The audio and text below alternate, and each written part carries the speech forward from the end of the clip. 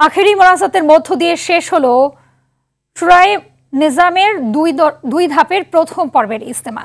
মুসলিম উম্মার শান্তি ও সমৃদ্ধি কামনা করে মোনাজাত পরিচালনা করেন মাওলানা জুবায়ের। 14 থেকে 16 ফেব্রুয়ারি হবে দ্বিতীয় পর্বের ইজতেমা। আয়োজন করবে সাদ অনুসারীরা। শফিকুল আলমের ছবিতে সাকিবুর রহমানের রিপোর্ট। চোখের পানিতে দুই হাত তুলে আমিন আমিন ধ্বনিতে মুখর টঙ্গীর ইজতেমা ময়দান। মোনাজাতে ধর্মপ্রাণ মুসল্লিরা চোখের পানিতে আল্লাহর কাছে ক্ষমা প্রার্থনা করেন। দুপুর 12টা 7 মিনিটে শুরু হয় আখিরি মোনাজাত। এবারও মোনাজাত পড়ান কাকরাইল মসজিদের ইমাম মাওলানা জুবায়ের। প্রায় আধা ঘন্টা সময় ধরে চলে মোনাজাত।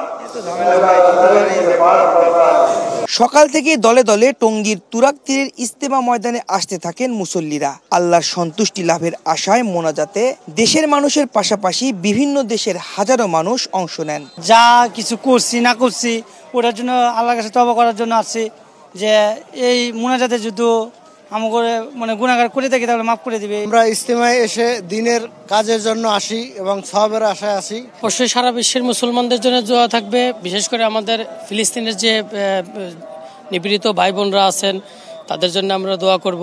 নিজের পরিবার ও দেশের পাশাপাশি সারা বিশ্বের মুসলমানদের জন্য দোয়া করেন মোনাজাতে অংশ নেওয়া মানুষ। জান মাল সময় আল্লাহর রাস্তায় কুরবানি দিতে পারেন, এজন্য ব্যাপকভাবে দোয়া করা হয় এবং ইজতেমার ময়দানে যারা শরীক হয়েছেন তাদের জন্য দোয়া করা হয়, দেশের কল্যাণের জন্য দোয়া করা হয়, দশের জন্য দোয়া করা হয়। দিনে কিছু কথা শিখছি, এরকম শিখছি, এখানে আমল করব, পরবর্তী সারা দুনিয়ায় প্রচার করব। মোবাইলে চার্জ শেষ হয়ে গেলে আবার চার্জ দেয়, ঠিক ইমানের একটা চার্জ হয়।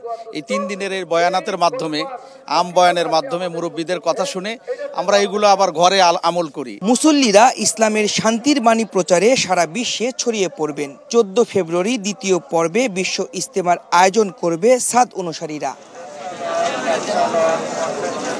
সাকিবুর রহমান, RTV, টঙ্গী, গাজীপুর।